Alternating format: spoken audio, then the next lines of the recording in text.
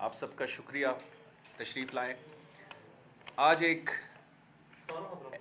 میرا نام کامران خان بنگش ہے، وزیر برائے اعلیٰ تعلیم خیبر پختونخوا۔ آج ایک اہم ایشو پر ہم نے آپ کو مدعو کیا۔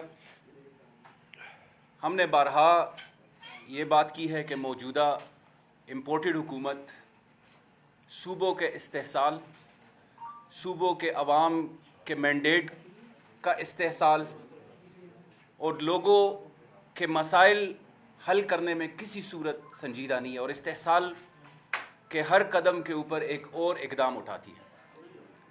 25ویں آئینی ترمیم جو 2017 اور 18 میں ہوئی مسلم لیگ نون کی حکومت میں، جس کے اوپر پارلیمان اور تمام سٹیک ہولڈرز متفق تھے، 25ویں آئینی ترمیم کا مقصد یہ تھا کہ قبائلی اضلاع کو قومی دائرے میں شامل کیا جائے۔ قبائلی اضلاع میں جو انگریز کا کالا قانون تھا FCR، اس کا خاتمہ ہو، اور قبائلی اضلاع میں صوبائی اسمبلی کے انتخابات کرائے جائیں، بلدیاتی انتخابات کرائے جائیں، تاکہ لوگوں کو وہاں پہ امپاور کیا جا سکے۔ اس کے برعکس جبکہ خیبر پختونخوا کی حکومت نے وزیر اعلیٰ محمود خان کی قیادت میں جس طرح کے اقدامات اٹھائے، پہلی دفعہ قبائلی اضلاع کے لوگوں کو صوبائی اسمبلی میں نمائندگی ملی۔ اس کے بعد وہاں پہ بلدیاتی انتخابات کا انعقاد اور ترقیاتی کاموں کا ایک جال بچھایا گیا۔ قبائلی اضلاع کے انضمام کے بعد ابھی ریسنٹلی ایک نوٹیفیکیشن جاری ہوئی فیڈرل گورنمنٹ کی جانب سے، جس میں قبائلی اضلاع کے ترقیاتی فنڈ، جو 10 سالہ ترقیاتی فنڈ تھا AIP کے نام سے، ایکسلریٹڈ امپلیمنٹیشن پروگرام، اس کو ایک کمیٹی، اسٹیئرنگ کمیٹی کے سپورٹ کیا گیا۔ یہ میں سمجھتا ہوں کہ اور خیبر پختونخوا اور قبائلی اضلاع کے عوام یہ سمجھتی ہے کہ قبائلی اضلاع کو دوبارہ سے اندھیروں میں دھکیلنے کے مترادف ہے۔ قبائلی اضلاع کی عوامی مینڈیٹ جو صوبائی اسمبلی میں ہے، ان کے اوپر شب خون مارنے کے مترادف ہے۔ ایک ڈپٹی چیئرمین پلاننگ کمیشن کو ایک اسٹیئرنگ کمیٹی کا چیئرمین مقرر کیا گیا، اور اس کے ساتھ گورنر خیبر پختونخوا ایک ممبر کے طور پر ہوں گے، 2 MNAs قبائلی اضلاع کے اور 2 MPAs قبائلی اضلاع کے، وہ ان کے ساتھ ممبران ہوں گے۔ یہ بے توقیری نہ صرف صوبائی اسمبلی اور خیبر پختونخوا حکومت کی ہوئی ہے، نہ صرف یہ آئینی خلاف ورزیاں ہوئی ہیں، بلکہ ایک آئینی عہدہ رکھنے والے گورنر کو ایک بیوروکریٹ کے ماتحت کرنے کا ایک بونڈا مذاق کیا گیا۔ ہم یہ سمجھتے ہیں باوجود یہ کہ گورنر جو ہے وہ ہماری جماعت سے نہیں ہے، لیکن ایک آئینی عہدہ رکھنے والے شخص کو ایک بیوروکریٹ کے ماتحت کرنا جو ہے یہ ایک بونڈا مذاق ہے۔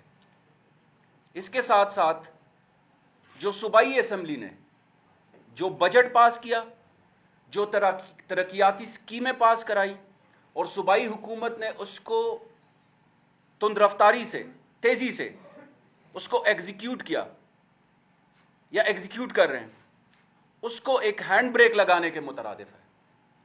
تو اس کو ہم ہر فورم پر چیلنج کریں گے، اس نوٹیفیکیشن کو، اور ہم یہ سمجھتے ہیں کہ جیسے اس امپورٹڈ حکومت نے قبائلی اضلاع کے فنڈز روکے، جس طرح وہاں کے صحت کارڈ کا فنڈ روکا، وہاں کے ترقیاتی فنڈز روک لیے، اسی طرح یہ عمل بھی جمہوریت کے لیے اور قبائلی اضلاع کی فلاح و بہبود کے لیے ایک خطرناک اقدام ہے۔ ہم اپنے تمام آئینی اور قانونی آپشنز دیکھ رہے ہیں، اور ہم بہت جلد عدالت عظمیٰ سے بھی رابطہ کریں گے۔ قبائلی اضلاع سے ہمارے منتخب MPA اس وقت غزن جمال بھی ہمارے ساتھ بیٹھے ہوئے ہیں، یہ بھی اپنا احتجاج ریکارڈ کرائیں گے۔ قبائلی عوام میں انتہائی بے چینی پائی جا رہی ہے کہ دوبارہ سے قبائلی اضلاع کو ایک کمیٹی کے سپورٹ کرنا ان کے منتخب نمائندگان کی تضحیق ہے، اور قبائلی اضلاع کو ایک تجربہ گاہ کے طور پر وفاقی حکومت ڈیل کرنا چاہ رہی ہے۔ ہم اس کی پرزور مذمت کرتے ہیں اور اس کے اوپر اپنے تمام آئینی، قانونی اور جمہوری جو ہمارے آپشنز ہیں وہ استعمال کریں گے. میں تیمور جگڑا صاحب سے ریکویسٹ کرتا ہوں کہ وہ آپ کے ساتھ تفصیلی اس پہ بات کریں کہ جو ابھی تک پچھلے 8 مہینے میں قبائلی اضلاع اور خیبر پختونخوا کے ساتھ جو کچھ ہوا ہے، اور اس کے بعد یہ جو نوٹیفیکیشن ہوئی ہے، اس حوالے سے آپ کو بریف کریں. دل تراش.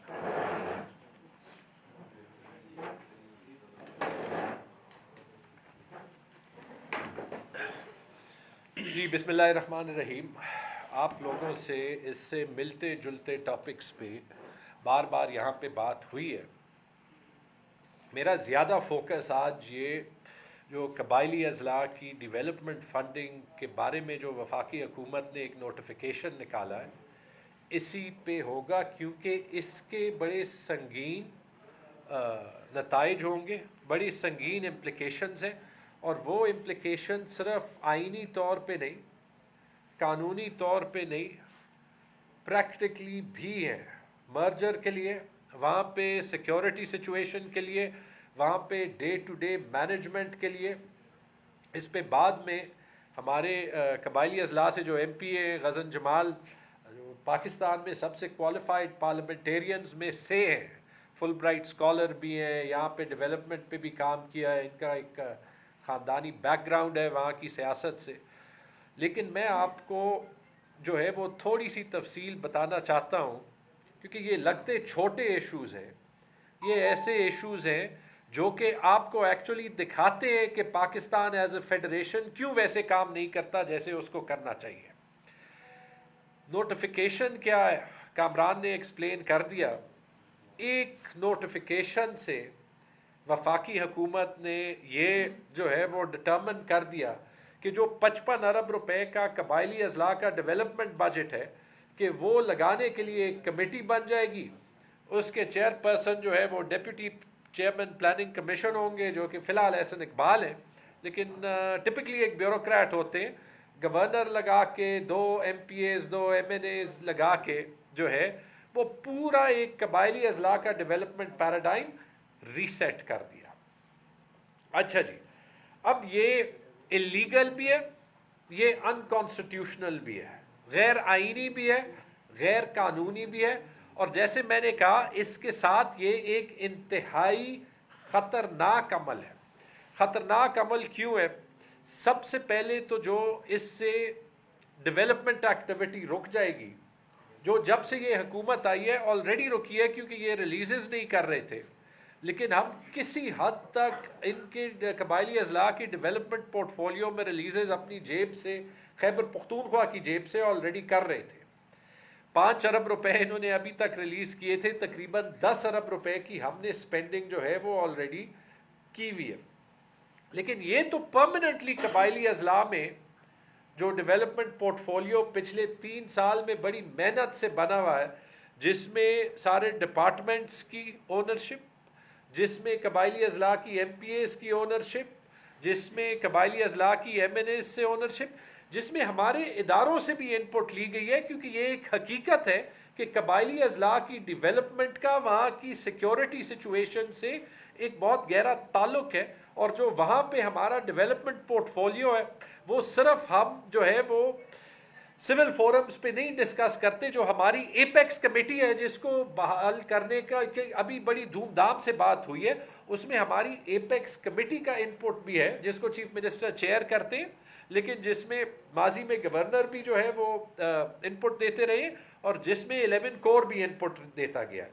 تو جب یہ سارا کچھ رک جائے گا تو نہ صرف بڑی سکیمز جیسے ہمارے سارے ہاسپٹلز کی جو اپ گریڈیشن ہے، جو قبائلی اضلاع جہاں پہ 70 سال انہی وفاقی حکومتوں نے کبھی بجلی کا نظام نہیں بنایا تھا، وہاں پہ گرڈ سٹیشنز ساری اپ گریڈ کرنا تاکہ وہاں پہ بجلی کا ایک نظام بنے.